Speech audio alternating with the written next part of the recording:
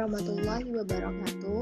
Selamat datang di video pembelajaran modul ajar kelas 4 Bab 6 Indonesiaku Kaya Budaya, topik B Kekayaan Budaya Indonesia.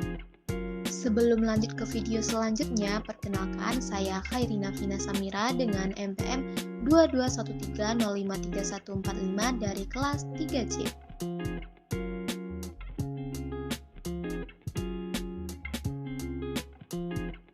Selamat pagi anak-anak, apa kabarnya? Apakah sehat semua? Alhamdulillah. Sebelum memulai pembelajaran hari ini, alangkah lebih baiknya kita berdoa sebelum memulai pembelajaran terlebih dahulu. Berdoa dimulai. Berdoa selesai. Sebelum masuk ke materi pembelajaran, baca dulu ya cerita teks yang ini agar lebih paham. Indonesia memiliki keberagaman budaya, banyak suku bangsa dengan bahasa, pakaian, rumah, makanan, kesenian yang berbeda-beda. Keberagaman ini salah satu sebabnya karena tempat tinggal yang berbeda-beda. Setiap pulau di Indonesia mempunyai perbedaan keadaan alam, bahkan kondisi alam dalam satu pulau bisa saja berbeda-beda. Perbedaan kondisi ini mempengaruhi cara hidup, kebiasaan, serta kebudayaan penduduknya. Letak Indonesia sangat strategis karena terletak di antara dua benua, yaitu benua Asia dan benua Australia. Selain itu, Indonesia terletak di antara dua samudra, yaitu Samudra Hindia dan Samudra Pasifik. Oleh karena itu, Indonesia mudah dikunjungi para pendatang. Akibatnya, budaya yang dibawa oleh bangsa lain yang datang ke negara kita juga ikut mempengaruhi keanekaragaman budaya Indonesia. Beberapa pakaian dan makanan tradisional Indonesia dipengaruhi budaya bangsa lain. Selanjutnya, kita akan membahas 5 faktor penyebab Indonesia memiliki kekayaan dan keberagaman budaya. Yang pertama, yaitu letak strategis wilayah Indonesia. Indonesia berada di antara Samudra Hindia dan juga Samudra Pasifik. Indonesia juga berada di antara benua Asia dan benua Australia. Letak strategis tersebut menjadikan Indonesia berada di tengah-tengah lalu lintas perdagangan. Para pedagang dari berbagai negara datang ke Indonesia membawa agama, adat istiadat, dan kebudayaan dari negaranya. Banyak pendatang menyebarkan agamanya, adat istiadat, dan juga kebudayaan negaranya, baik dengan sengaja maupun tidak sengaja. Yang kedua, yaitu kondisi geografis negara kepulauan. Indonesia merupakan wilayah kepulauan yang terdiri atas 17.491 pulau, berdasarkan dari Kementerian Koordinator Bidang Kemaritiman dan Investasi Indonesia atau Kemenkomerfes, mencatat hingga Desember 2019. Penduduk yang menempati satu pulau atau sebagian dari satu pulau tumbuh menjadi kesatuan suku bangsa dan kebudayaan sendiri. Next, yang ketiga ada perbedaan kondisi alam. Kehidupan masyarakat pantai berbeda dengan kehidupan masyarakat pegunungan.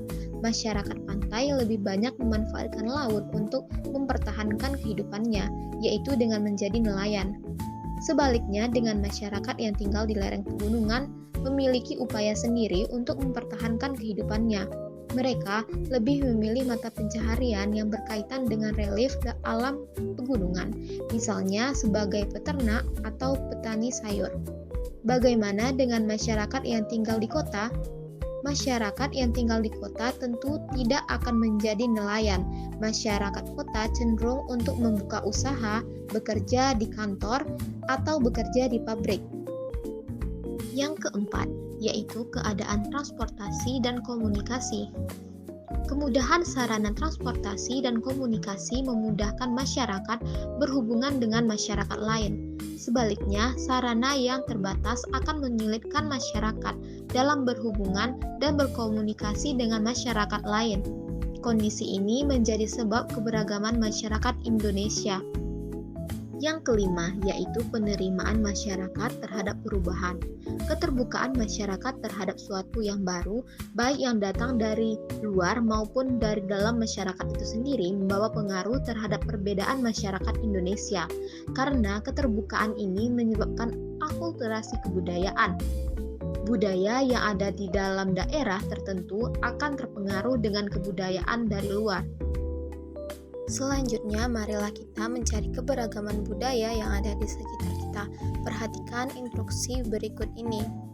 Yang pertama yaitu salinlah tabel informasi keberagaman berikut. Keterangan, kesenian daerah bisa meliputi lagu, tari, dan alat musik daerah. Yang kedua, arahkan peserta didik untuk kegiatan wawancara sesuai dengan instruksi pada buku siswa. Sepakati waktu yang dibutuhkan untuk kegiatan ini dan ingatkan untuk kembali ke kelas dengan tepat waktu. Yang ketiga, buatlah tabel yang serupa dengan tabel di buku siswa yang Papa tulis. Yang keempat, setelah kegiatan wawancara selesai, arahkan peserta didik untuk menulis hasil wawancaranya di depan papan tulis. Data yang sama tidak perlu ditulis 2 kali. Yang kelima yaitu ajak peserta didik untuk mempelajari tabel tersebut dan menjawab pertanyaan pada buku siswa. Yang keenam, pandulah kegiatan diskusi bersama mengenai keberagaman budaya di Indonesia beserta dengan penyebabnya. Lakukan literasi dengan teks macam-macam kebudayaan di Indonesia. Pada lampiran 6.1 diakhiri kegiatan diskusi. Arahkan peserta didik untuk menulis kesimpulan mengenai kegiatan yang sudah dilakukan dengan menjawab pertanyaan apa itu keberagaman dan mengapa Indonesia dikatakan memiliki keberagaman budaya. Setiap wilayah di Indonesia memiliki ciri khas budayanya masing-masing, mulai dari pakaian, makanan tradisional, rumah adat, dan masih banyak lagi. Perbedaan ini yang membuat Indonesia menjadi indah dan juga unik. Berikut ini contoh baju adat yang ada di Indonesia, makanan tradisional, dan juga rumah adat. Selanjutnya, mari refleksi untuk mengukur pemahaman terhadap materi yang sudah dipaparkan. Sekian pembelajaran untuk hari ini. Semoga pembelajaran hari ini bisa dipahami oleh anak-anak semua. Kita tutup pembelajaran hari ini dengan doa bersama. Doa dimulai. Doa selesai. Assalamualaikum warahmatullahi wabarakatuh.